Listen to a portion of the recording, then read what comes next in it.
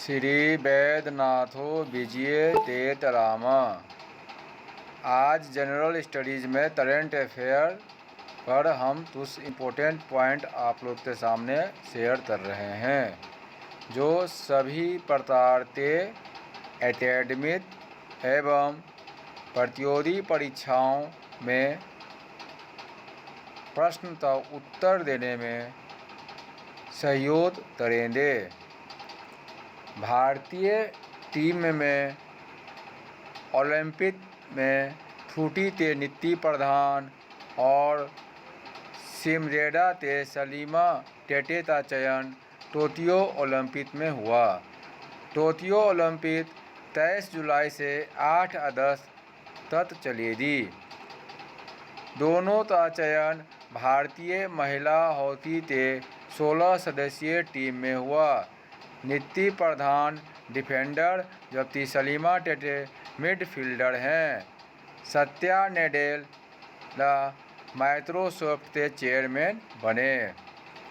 देश जैसे रूप में अफगानिस्तान का उद्भव 18वीं सदी के मध्य में हुआ, जब नादिर शाह की फारसी सेना में अब्दाली टुकड़ी के नेता अहमद खान, बाद में अहमद शाह ने फारस, ईरान और भारतीय उपमहाद्वीप में ढहते मुगल साम्राज्य के बीच एक इलाका बना दिया। बाद में यह ज़ारशाही रूस और ब्रिटिश भारत के बीच एक बफर क्षेत्र बना। दूसरे अफगान युद्ध के बाद ब्रिटेन ने अफगानिस्तान के विदेशी मामलों का अधिकार ले लिया।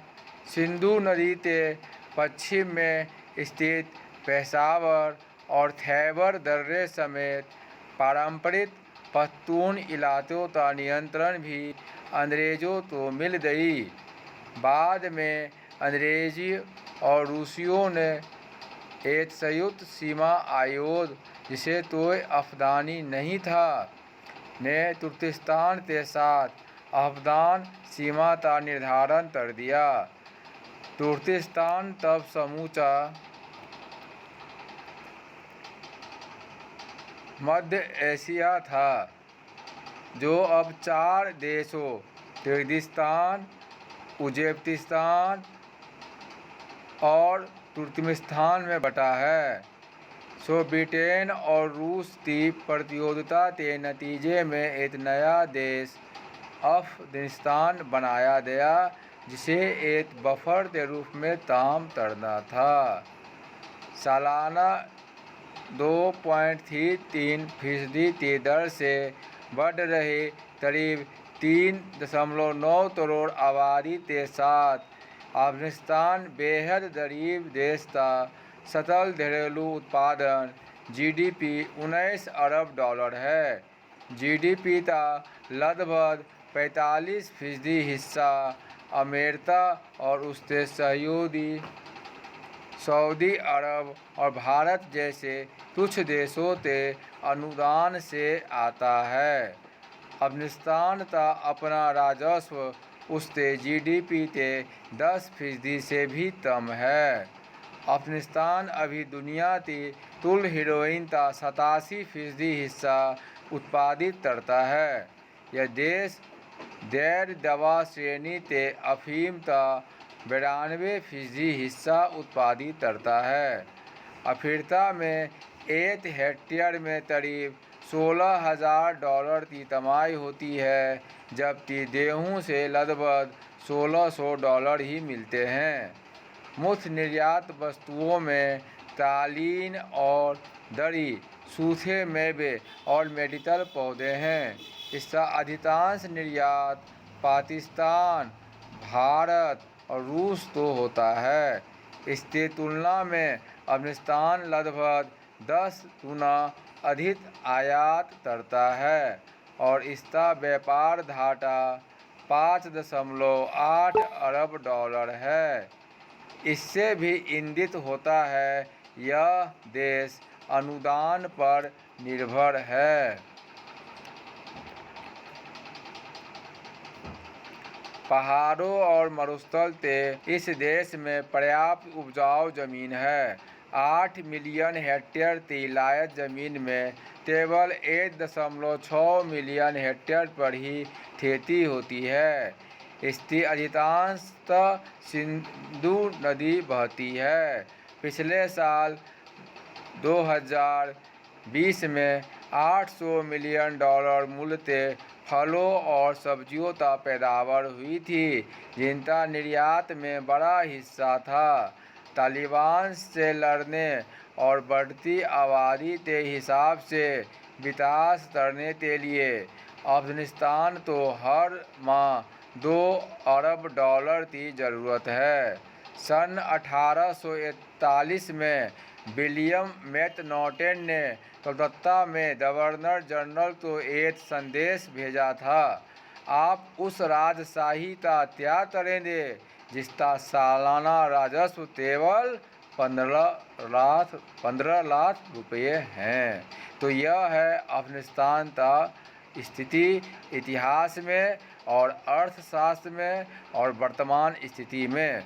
जब 15 अगस्त 2021 को पाकिस्तान पर तालिबानों का शासन हो गया, तो अफगानिस्तान आज के डेट में हम देख रहे हैं कि अस्थिरता से गुजर रहा है। अफगानिस्तान 15 अगस्त 2023 को तालिबान के कब्जे में चला गया। केवल ब्रिटेन, अमेरिका और कुछ अन्य पश्चिमी देशों के सैन्य विमानों को इजाज़त दी गई। एयरपोर्ट अमेरिकी सैनिकों के नियंत्रण में है। अब इस्लामी अमीरात ऑफ अफगानिस्तान का गठन तालिबानों के द्वारा किया गया है। तो इस प्रकार हम देख रहे हैं कि अफगानिस्तान में कितने प्रांत हैं, तो 34 प्रांत हैं और 421 ज़िले हैं। तो प्रमुख प्रांत कौन है? हेरात है, जहाँ पर 19 लाख आबादी है। नागरहोर है, जहाँ 15 लाख आबादी है। बाल्ख है, जहाँ 13 लाख आबादी है। कांधार, जहाँ 12 लाख आबादी है। और राजधानी काबुल जो है, जहाँ पर 45 लाख आबादी है। तो इस प्रकार अफगानिस्तान का क्षेत्रफल कितना है? तो 6,52,860 वर्ग किलोमीटर। गरीबी रेखा से नीचे 54.5% लोग रहते हैं। अफगानिस्तान की साक्षरता दर 43% है। पुरुष साक्षरता 56%, महिला साक्षरता 30%। तो इस प्रकार पाकिस्तान तो तालिबान सरकार तो समर्थन प्राप्त है। ईरान और चीन का भी समर्थन तालिबान को प्राप्त है और बांग्लादेश भी तालिबान के समर्थन में आ गया है। तो ये है आज अप टू डेट अफगानिस्तान देश का। विचाराधीन कैदियों और गिरफ्तार आरोपितों की जमानत देने के संबंध में सर्वोच्च और उच्च न्यायालय के दिशा निर्देश हैं। जमानत की याचिका पर सुनवाई नहीं करना आरोपित के सुनिश्चित अधिकारों और आज़ादी का उल्लंघन है। हर मामले में जेल भेजने के बजाय जमानत के विकल्प को अपनाने पर जोर दिया जाना चाहिए। हकदार होने के बावजूद गिरफ्तारी के तुरंत बाद जमानत नहीं मिलने से आरोपितों को बेवजह जेल में रहना पड़ता है। हमारे देश के जेलों में बंद कैदियों में लगभग 70% कैदी विचाराधीन हैं। कैद मुख्यतः सजा याफ्ता लोगों के लिए है, न कि लोगों को संदेश देने के लिए कि आरोपितों को हिरासत में रखने की जगह है। यदि जमानत का अधिकार से आरोपितों को वंचित रखा जाएगा तो जेलों में भीड़ बनी रहेगी और कैदी खराब देशों में रहने के लिए मजबूर रहेंगे। बड़ी संख्या ऐसे विचाराधीन कैदियों की है जिनके आरोपित अपराधों में कम सजा का प्रावधान है। 30% ऐसे कैदी निरक्षर हैं और 70% ने स्कूली शिक्षा पूरी नहीं की है। इनमें आर्थिक रूप से कमज़ोर लोगों की संख्या भी बहुत है।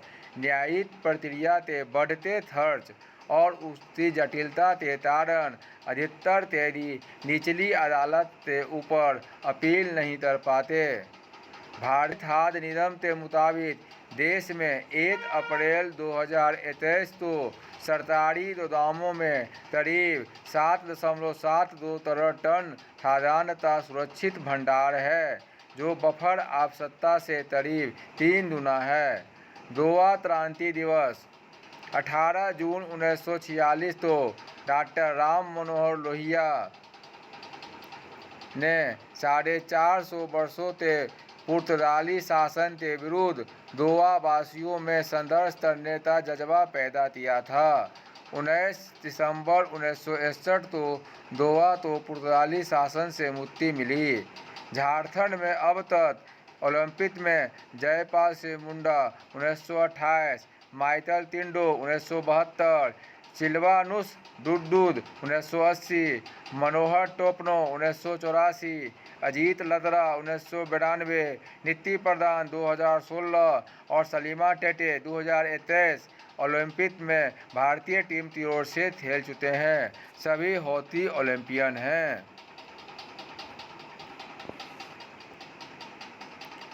नीति प्रधान 2 ओलंपिक खेलने वाली झारखंड की दूसरी खिलाड़ी होगी।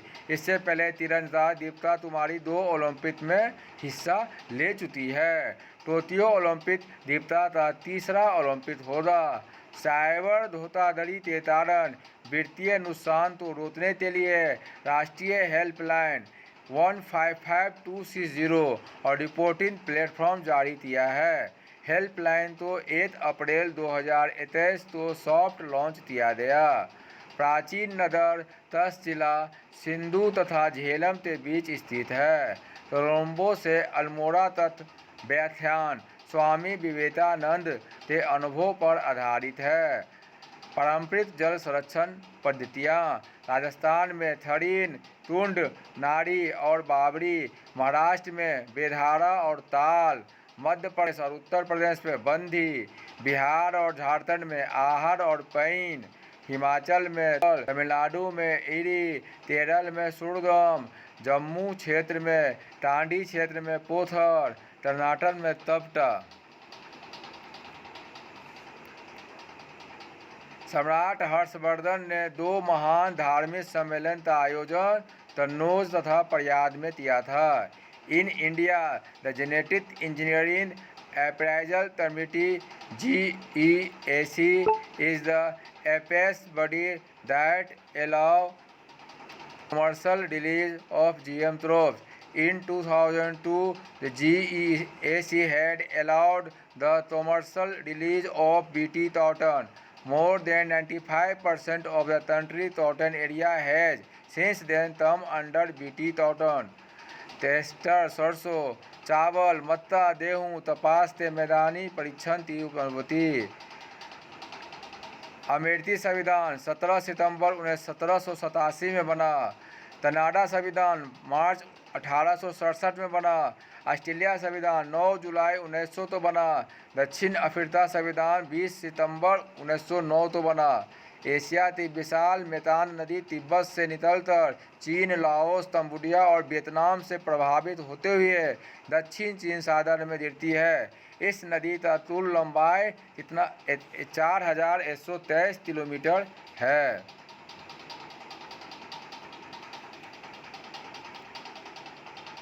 दक्षिण अमेरिका का द्वार वेनेजुएला को कहते हैं। वेनेजुएला की राजधानी काराकस है। 1 दिसंबर 2013 से डेबिट कार्ड के सभी संचालनों के लिए पिन अनिवार्य है।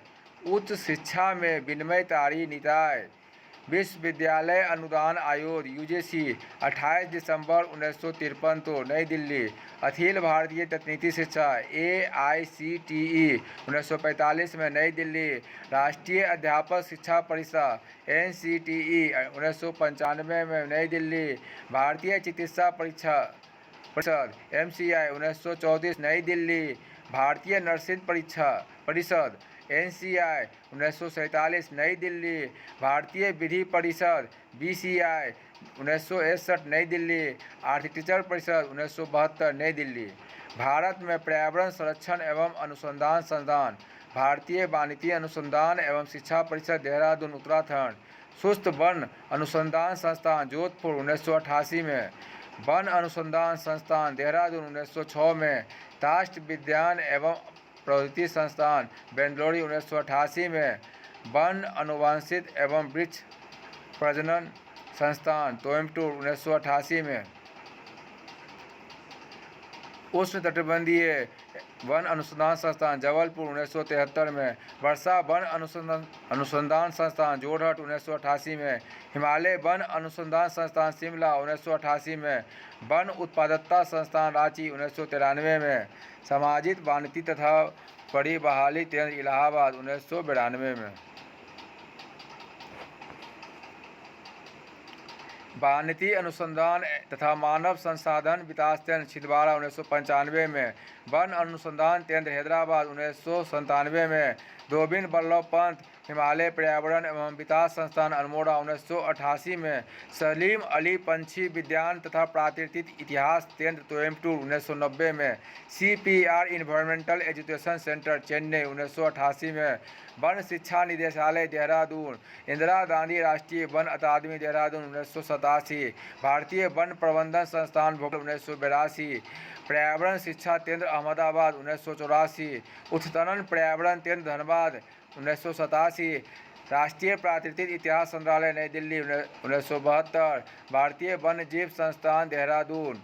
मिल्खा सिंह फ्लाइंग सिख के नाम से मशहूर नहीं रहे। जनवरी 20, 1929 में जन्म हुआ और 18 जून 2021 को निधन। 1958 के टोक्यो एशियाई खेलों में उन्होंने 200 मीटर, 400 मीटर के दौड़ में स्वर्ण पदक जीते थे। 1960 के रोम ओलंपिक में चौथे स्थान पर रहे।